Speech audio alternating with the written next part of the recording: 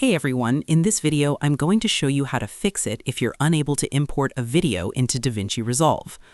Okay, here's another thing that DaVinci Resolve isn't as user-friendly with compared to Premiere Pro, and it has to do with importing videos or video files. So for example, let's try to add a video here.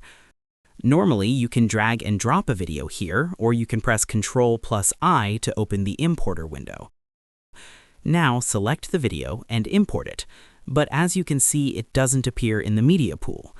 Now another way to import is to right-click on the media pool, then click on Import Media. Let's try to import the video again, but in this case, no matter how I try to import the media, it will not import.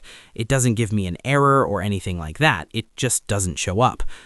So I have a feeling there are different causes and different solutions for this, and in this particular case, this is how I resolved it. What I did was install Handbrake, which is a free video conversion software. To do this, open the Google Chrome web browser. In the search bar, search for Handbrake app. This is the website we're looking for. The link to this website will be attached in the description. Now select the version compatible with your system and download it. This is the exe file we just downloaded. Install the app normally. I've already installed it, so I'll just open it. Here you can import your video in two ways. You can drag and drop it like this, or you can click on File, then select your clip.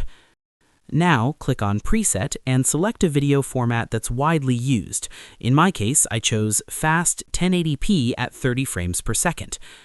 Click on Format and select your preferred video format. Now click on Browse, select the location where you want to save your new video, and give it a name. After you're done, click on Start Encode. Here you can see that our new video has been created.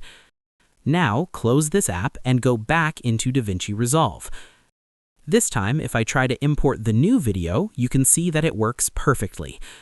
Now you can drag it onto the timeline and work with it however you like. If this tutorial helped you out, make sure to like and subscribe for more helpful guides. And if you found real value in it, a super thanks would be greatly appreciated. Feel free to reach out if you encounter any issues during the process.